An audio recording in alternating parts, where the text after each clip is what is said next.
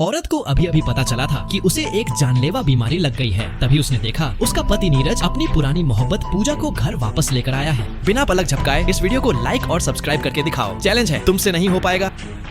नीरज ने पत्नी पर एक नजर डाली, लेकिन तनिक भी हिचक नहीं दिखाई। उसने बस इतना कहा कि जब सालों पहले पूजा गायब हुई थी तो उसके साथ एक भयानक हादसा हुआ था, इसलिए उसे देखकर उसकी भावनाएं बेकाबू हो गईं। औरत ने सोचा कि शायद पूजा को सच में मदद चाहिए। वह उसे घर लाने की तैयारी कर ही रही थी, लेकिन उसके पास वक्त बहुत कम था। उसे डर था कि कहीं नीरज उसके आखिरी दिनों में भी उससे दूर न हो जाए, इसलिए उसने हिम्मत करके कहा कि वह गर्भवती है। इस बात से नीरज का चेहरा खिल उठा, लेकिन उसे पत्नी की रिपोर्ट देखने का मौका नहीं मिला, क्योंकि पूजा ने अचानक नाटक किया कि उसे चक्कर आ रहे हैं। नीरज ने सोचा रिपोर्ट बाद में देख लेगा, लेकिन औरत ने उसी वक्त कहा कि उसके पास ज्यादा समय नहीं है, वह मरने वाली है। यह सुनकर नीरज बिगड़ उठा। उसने कहा कि ऐसे समय पर जलन करना ठीक नहीं, और फिर बिना देर किए पूजा को लेकर घर से निकल पड़ा। यह सब देखकर औरत का दिल टूटकर बिखर गया। उसे याद आया कि शादी की शुरुआत में वह जानती थी कि नीरज का दिल किसी और पूजा के पास है, पर उसने सोचा था कि सालों की शादी, छोटे छोटे पल, आइसक्रीम, गले लगाना, उसके बाल संवारना, शायद यह सब सचमुच प्यार में बदल गया है। लेकिन पूजा के लौटते ही सारे सपने धुएं की तरह उड़ गए। अगली सुबह नीरज ने उसे घर से निकाल दिया ताकि पूजा आराम से रह सके। इसके लिए उसने उनकी शादी की तस्वीरें हटाकर पूजा के साथ की पुरानी फोटो लगा दी। औरत ने कुछ नहीं कहा, बस चुपचाप आंसू रोकते हुए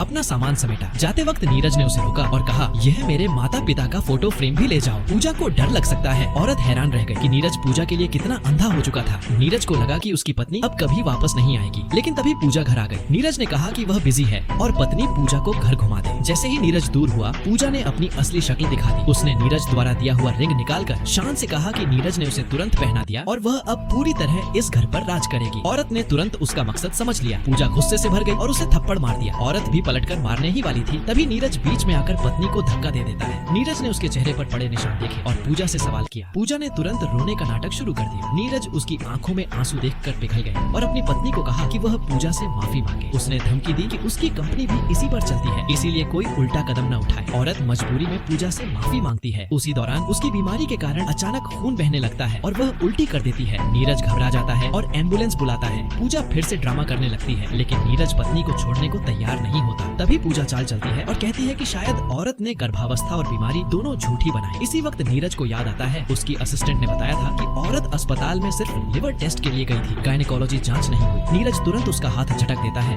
और पूजा को उठाकर ले जाता है, लेकिन औरत आखिरी ताकत से उसे पकड़ती है। फिर भी नीरज उसे छोड़ देता है। अस्पताल पहुँचते पहुँचते वह मौत के दरवाजे पर थी। नीरज ने पूजा के लिए सारे डॉक्टर बुला लिए, लेकिन पत्नी को समय पर एक भी सहायता नहीं मिली। जब नीरज तक खबर पहुंची कि उसकी पत्नी आईसीयू में है, तब भी पूजा ने उसे रोकने की कोशिश की।